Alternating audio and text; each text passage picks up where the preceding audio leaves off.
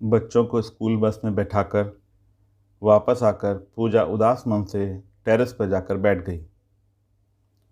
सुहावना मौसम, हल्के बादल और पक्षियों का मधुर गान कुछ भी उसके मन को वह सुकून नहीं दे पा रहे थे जो वो अपने पिछले शहर के घर में छोड़ आई थी।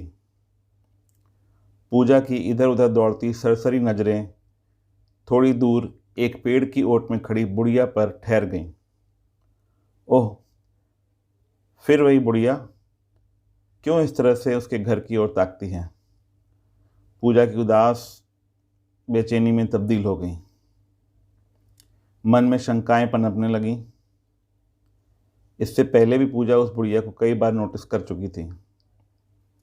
2 महीने हो गए थे पूजा को पूना से गुड़गांव शिफ्ट हुए, मगर अभी तक एडजस्ट नहीं हो पाई थी।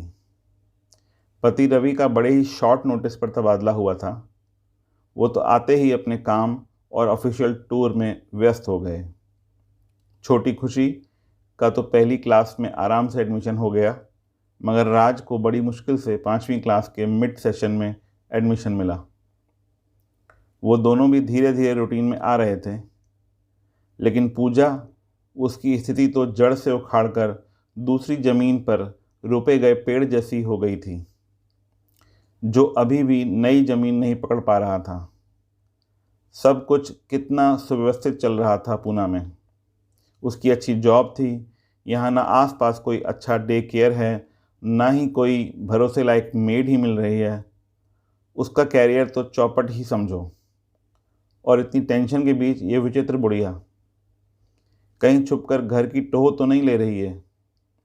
वैसे भी इस इलाके में चोरी और फिरौती के लिए बच्चों का अपहरण कोई नई बात नहीं है। सोचते सोचते पूजा परेशान हो उठी। 2 दिन बाद रवि टूर से वापस आए तो पूजा ने उस बुढ़िया के बारे में बताया। रवि को भी कुछ चिंता हुई।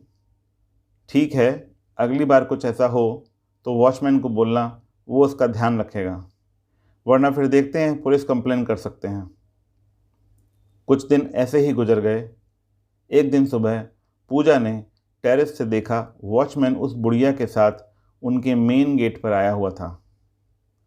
रवि उससे कुछ बात कर रहे थे।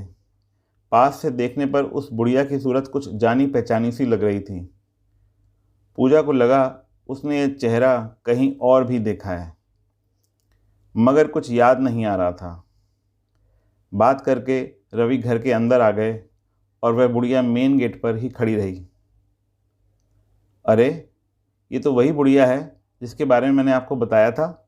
ये यहाँ क्यों आई है? पूजा ने चिंतित स्वर में रवि से पूछा। बताऊंगा तो आश्चर्यचकित रह जाओगी तुम। जैसा तुम उसके बारे में सोच रही थी वैसा कुछ भी नहीं है। जानती हो वो कौन है? वो इस घर की पुरानी मालकिन है। क्या?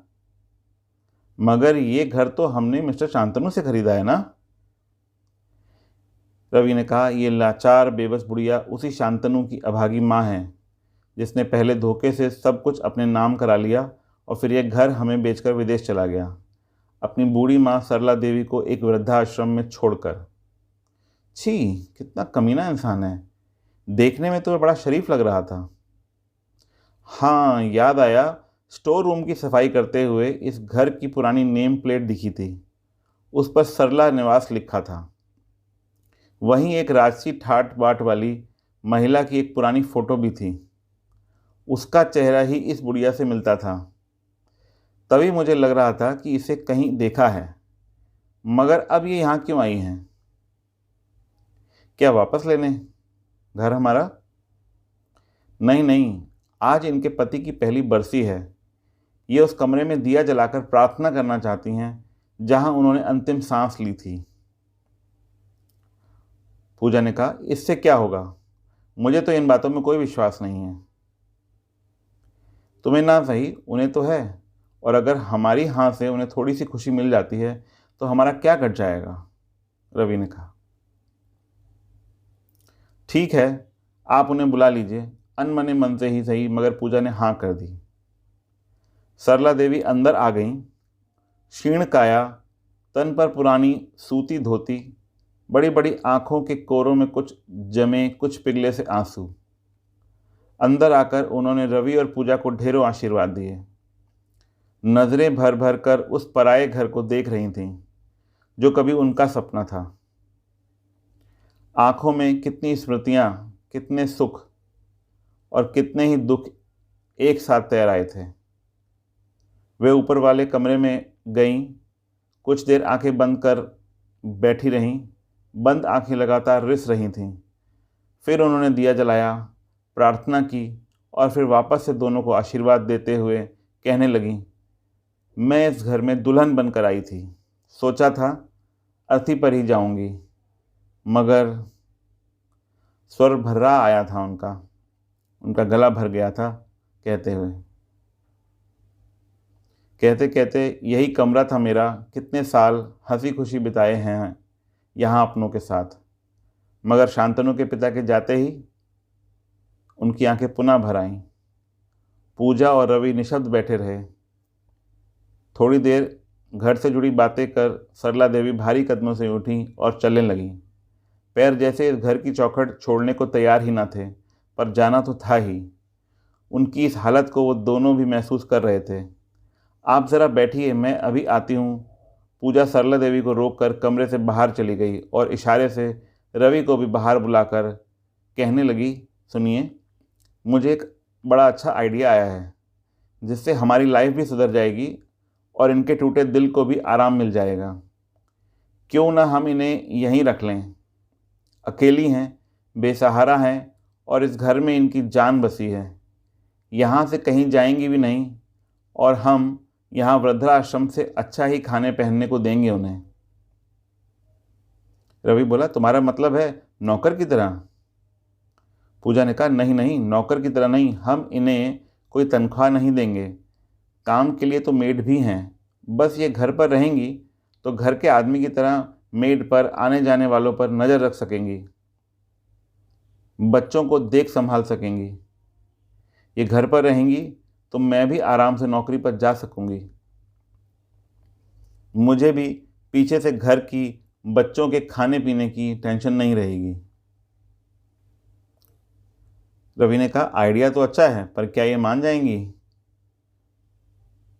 पूजा ने कहा, क्यों नहीं, हम इन्हें उस घर में रहने का मौका दे रहे हैं जिसमें इनके प्राण बसे हैं, जिसे ये छुप छुप कर देखा करती हैं।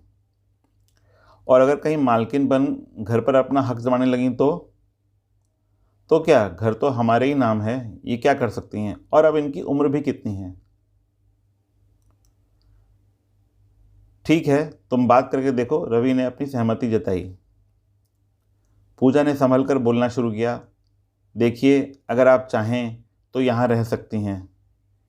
बुढ़िया की आंखें इस अप्रत्याशित प्रस्ताव से चमक उठीं। क्या वाकई वो इस घर में रह सकती है? लेकिन फिर बुझ गईं।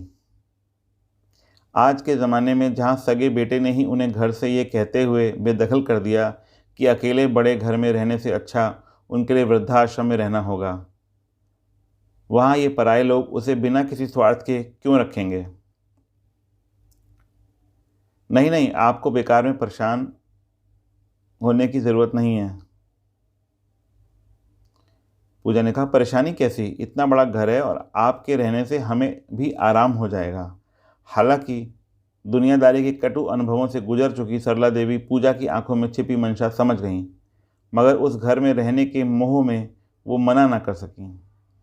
सरला देवी उनके साथ रहने आ गईं और आते ही उनके सधे हुए अनुभवी हाथों ने घर की जिम्मेदारी बखूबी संभाल ली।